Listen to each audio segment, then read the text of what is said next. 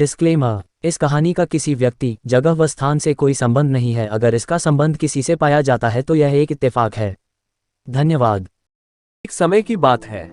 एक छोटे से कस्बे में अरुण नाम का आदमी रहता था। अरुण अपने घर में बेटे और पत्नी के साथ रहता था। अरुण गरीब था, इसलिए वह दिन रात अपने परिवार की जरूरतें पूरी करने में लगा रहता था। वह हर हाल में बेटे और पत्नी की खुशी चाहता था। अरुण एक छोटी सी कंपनी में काम करता था, जहां उसकी आमदनी घर खर्चे जितनी हो जाती थी। लेकिन फिर भी अरुण कंपनी वाला काम खत्म करके दूसरी जगह जाया करता था ताकि कुछ और पैसे कमा सके। काम में व्यस्त होने से वह अपने परिवार को समय नहीं दे पाता था। अरुण 24 में से 15 घंटे घर से बाहर काम में निकाल देता था। रात को देर से आता और सुबह जल्दी जाता था। इस तरह कुछ दिन बीतते गए। एक दिन अरुण की पत्नी ने उससे कहा कि आप पूरे दिन काम करते हैं और हमें समय नहीं देते हैं। वैसे भी हमारा खर्चा आराम से निकल जाता है, तो आप इतनी मेहनत क्यों करते हो? हमारे पास जितना है उसी में हमें खुश रहना चाहिए। चलिए आज हम तीनों कहीं घूमने चलते हैं। तब अरुण कहता है कि बस कुछ समय मुझे और मेहनत करने दो, फिर आराम ही आराम है।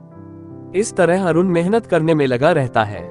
उसका बेटा भी उससे अक्सर कहता रहता था कि पापा आप मेरे साथ खेलो, बैठो और मुझसे बातें करो।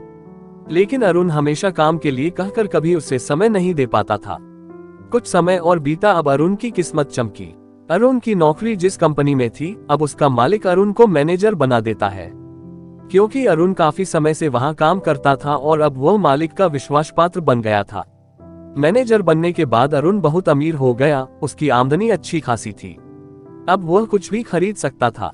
उसकी गिनती धनी लोगों में होने लगी। पत्नी और बेटा बस एक बार कोई चीज मांग लेते तो वह तुरंत हाजिर कर देता था। एक दिन बेटा और पत्नी दोनों अरुण से बहुत ज्यादा जिद करते हैं कि वे तीनों समुद्र के किनारे घूमने चले। अरुण कहता है कि ठीक है आज चलेंगे, लेकिन मुझे कंपनी में थोड़ा काम है, इसलिए तुम दोनों समुद्र के किनारे पहुंचो, मैं सीधा कंपनी से काम खत्म करके पहुंचता हूं। पत्नी और बेटा दोनों वहां चले जाते हैं। तभी समुद्र में बहुत बड़ी सुनामी आ जाती है और आसपास के लोगों को भी बहा ले जाती है। पत्नी और बेटा दोनों पानी में बह गए। जब अरुण वहां पहुंचता है तो ऐसी हालत देख घबरा जाता है। उसने हर जगह देखा लेकिन सब कुछ नष्ट हो चुका था। उसे यकीन हो गया कि उसकी पत्नी और बेटा भी बह गए।